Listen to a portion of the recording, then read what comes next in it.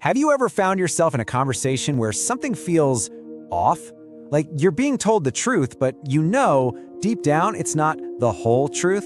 This isn't about outright lies. It's about the quiet, insidious control of information. It's a strategy that preys on one of our most basic human needs, the need for certainty, the need to see the complete picture.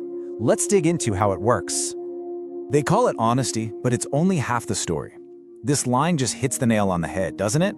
It perfectly captures that feeling of being given something that seems true, but you can sense the most critical parts are being held back. You're left in this fog of uncertainty with more questions than answers, and it is an incredibly frustrating place to be. So here's the big question. Why does the lack of information make you crave them more?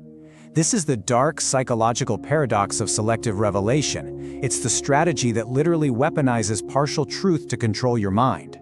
It's so counterintuitive, right?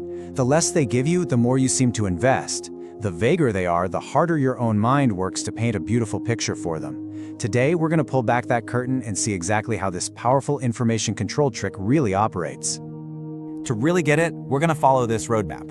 We'll start with the paradox itself, then we'll dissect the trick, understand the dangerous pattern it creates, and explore the psychology behind it all.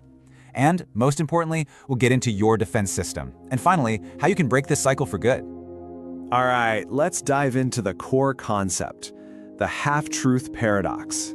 This is really the foundation of the whole manipulation. It's built in that space between what they say and everything they choose not to say. So what is selective revelation exactly? Well, as you can see right here, it's a manipulation strategy that weaponizes partial truth. And I want you to focus on that word weaponizes. This is not some simple mistake in communication. This is a deliberate tactic. The whole point is to create two things, ambiguity and dependency. Ambiguity keeps you guessing, keeps you anxious, and that anxiety, it leads directly to dependency, making the manipulator the only person who can give you the answers you're so desperate for. And that brings us right to our second section, the information control trick itself. Here, we're going to look at the kind of person who uses a tactic like this and what they're actually trying to accomplish by holding back all that crucial information. You know, selective revelation isn't just some random behavior. It's a core feature of some pretty specific personality types, especially those with narcissistic and Machiavellian traits. For people with these traits, controlling the narrative isn't just something they like to do. It's a deep-seated need. To them, information is power. And by controlling the flow of that information, they keep their dominance over you and their environment. So what's the end game? What are their goals? It really comes down to these four things. First, to induce anxiety. Your confusion is their power. The more anxious you get, the more you need them for reassurance. Second, to maintain intermittent reinforcement. Think of it like a slot machine. They give you just a tiny crumb of hope, a small win that keeps you pulling the lever. Third, they need to conceal malice. By never telling you the full story, they can easily hide their real intentions. And finally, it all comes together to create relational limbo. You're never sure where you stand, so you can't decide to stay or go. You're just stuck there. And this leads us right into the engine that drives this whole thing. Section 3, the perpetual pursuit pattern. This is the step-by-step process that gets you hooked and keeps you chasing them down. Okay, so this pattern works in 3 stages. First up, information scarcity. This is where the manipulator purposefully holds back key details. They might say they see a future, but they'll never actually define what that future looks like. This scarcity creates a huge psychological void, and that void leads right to stage 2, cognitive filling. See, our brains absolutely hate incomplete information. To deal with the anxiety of the unknown, your mind starts filling in the blanks. And here's the kicker. Because you want things to work out, you fill those blanks with hope, with positive assumptions. You are literally doing the manipulator's work for them. And that leads to the final stage, perpetual pursuit. Now you're hooked, endlessly chasing that one last piece of the puzzle that you believe will confirm the beautiful story your own mind created. This slide just lays it out so perfectly. Look at the massive difference between their tiny input and your brain's massive output. On the left, you've got the crumb. That's all they give you. Tiny, calculated bits of info, vague promises, half-truths. But look at the right side, the idealized story. That's what your mind creates from that crumb. You turn their maybe someday into a concrete plan. You interpret their vague words as genuine commitment. That giant empty space between those two columns, that's where the manipulation lives. And really, it all just boils down to this, doesn't it? The manipulator tells you just enough to keep you hooked. It is a masterful, calculated game. If they give you too little, you might just give up and walk away. If they give you too much, you might see the truth. But that perfect, tiny amount, it keeps the hope machine running and it makes sure you never stop chasing. So why is this pattern so incredibly powerful? Well, that brings us to Section 4, the psychology of control. Here, we're going to look at the deep psychological drivers in both the manipulator and the target that make this whole dynamic so difficult to escape. This table really breaks it down. On one side of the coin, you have the manipulator. Their motivation is all about supply and control. They need your attention, what's often called narcissistic supply, and they get it by keeping you in pursuit. Their main tactic is plausible deniability. By being vague, they can always say, "I never promised you that." Now look at the other side, the target. Your motivation is a very powerful, very human need for cognitive closure. Our brains are literally wired to find answers and finish patterns.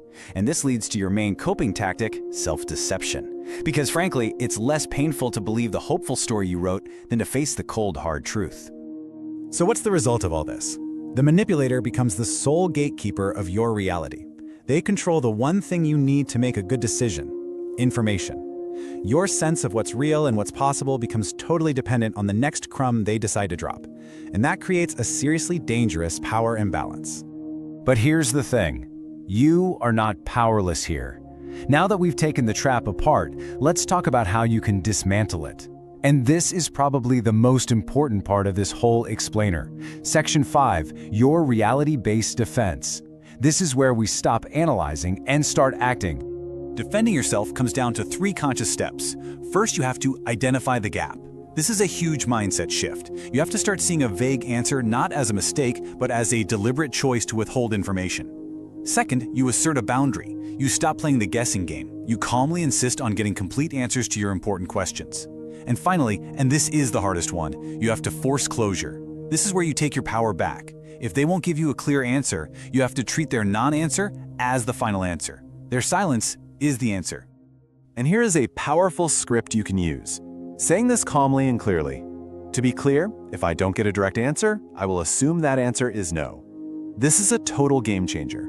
It yanks control of the narrative away from them. You're no longer waiting around for them to define reality for you. You are defining it yourself, based on their refusal to be clear. You're closing the loop on your own terms. At its core, this whole defense strategy is about one thing: shifting your focus.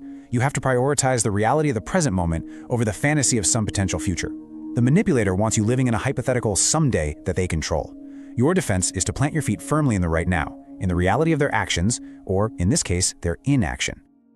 And that brings us to our final section, where we put all the pieces together. Section 6, breaking the ambiguity loop. This is about making these lessons stick, so this new perspective becomes a permanent part of how you see things.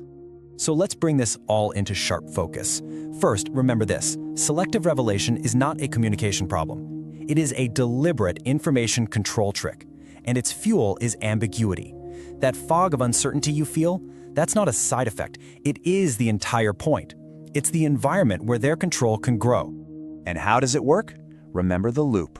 Information scarcity creates a vacuum. Your own mind is forced into cognitive filling to close that gap. You fill it with your hopes and dreams, and that guarantees your perpetual pursuit of a future that only exists in your head. It's a vicious, self-sustaining cycle. But simply being aware of this pattern is what breaks the chain.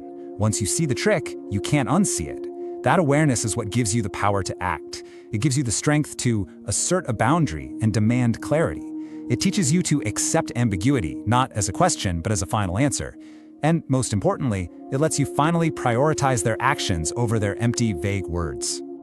And that leaves us with the single most powerful takeaway I can give you. When the story is incomplete, when the words are foggy, when the future is a mystery, stop chasing the missing pieces. Stop trying to solve their puzzle, because their consistent pattern of action or inaction is the only information you ever really need.